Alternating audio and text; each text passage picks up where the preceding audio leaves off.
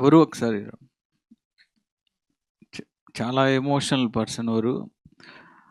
నేను క్రాక్ చేసేటప్పుడు జయమ్మ క్యారెక్టర్ నేను చిన్నప్పటి నుంచి విన్న క్యారెక్టర్ అది.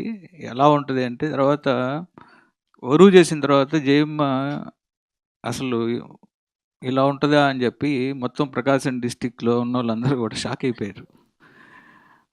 అంటే వరు గురించి నేను చాలా చెప్పాలి కానీ టైం తక్కువ ఉంది కాబట్టి 2 విషయాలు చెప్తా. క్రాక్‌లో నేను ఒక థియేటర్‌లో ఒక సీన్ చేస్తున్నాం. జయమ్మని చంపేసే సీను. మన 'జీకే విష్ణు' కెమెరామెన్ మేమిద్దరం క్రాక్ అప్పుడు వరు ఒక చిన్న ఎక్స్‌ప్రెషన్ ఉంది.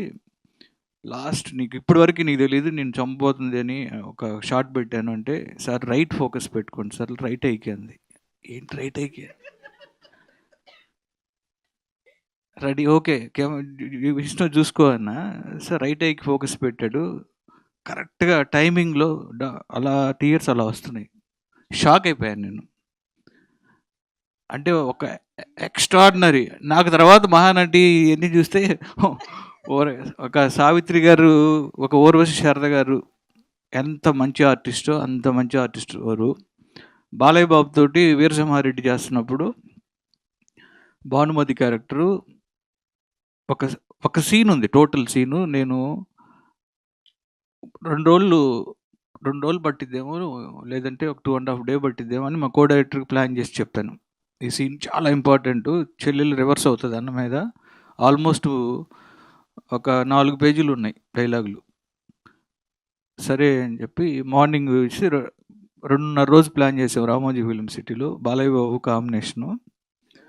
Crowd full.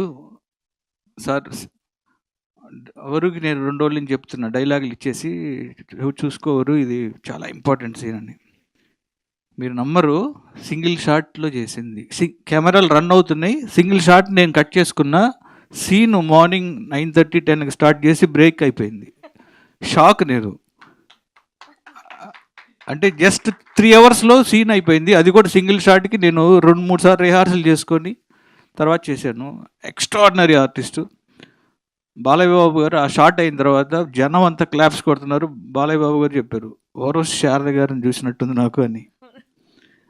సో అంత మంచి ఆర్టిస్ట్ తను. తర్వాత ఇలా నేను ప్రతి సినిమా ఇప్పుడు జాట్లో కూడా తనే అనుకున్నా ఫస్ట్ తెలుగులో చేసేటప్పుడు. తర్వాత హిందీకి వెళ్ళినప్పుడు సరేలే ఇంకా అని అప్పుడు వరు నాతోటి ఒక 2 రోజులు మాట్లాడలేదు నాకు ఇవ్వలేదని.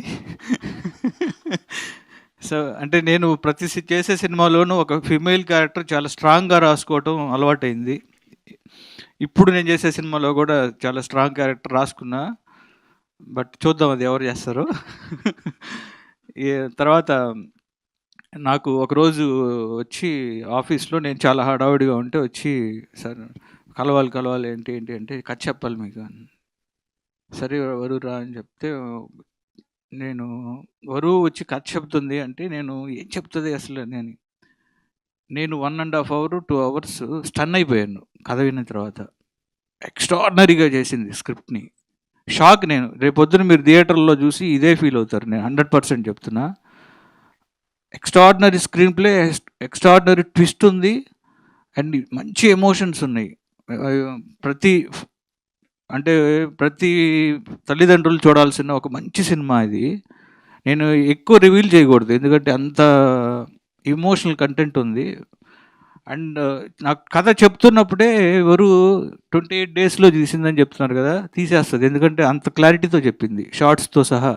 ఎక్స్ట్రాడినరీ వరు, ఆల్ ద వెరీ బెస్ట్ నీకు. అండ్ డెఫినెట్గా నువ్వు యాజ్ ఆర్టిస్ట్గా నువ్వు ఇంకా ఆల్రెడీ ప్రూవ్డ్ అది. డైరెక్టర్గా కూడా ఎక్స్ట్రాడినరీ డైరెక్టర్గా నువ్వు. అంటే ఇందాక నేను ట్రైలర్ చూసినప్పుడు నువ్వు ఏదైతే చెప్పావో దాన్ని మించి తీసావు. సూపర్. అండ్ పూజ గారు మీకు ఆల్ ద వెరీ బెస్ట్ అండి.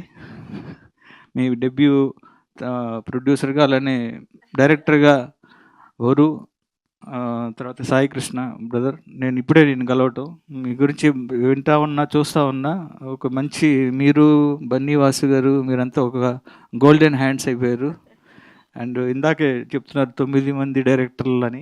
సూపర్. అండ్ మీ అందరికీ ఆల్ ద వెరీ బెస్ట్ చెప్తూ, సరస్వతి మార్చి 6th రిలీజ్ అవుతుంది, తప్పకుండా చూడండి. చాలా మంచి సినిమా. మళ్ళీ ఆ రోజు ఎవరు డెఫినెట్గా వచ్చి మాట్లాడతారు సినిమా గురించి. Okay, thank you. Thank you, Gopi Garu. Thank you so much for coming and launching.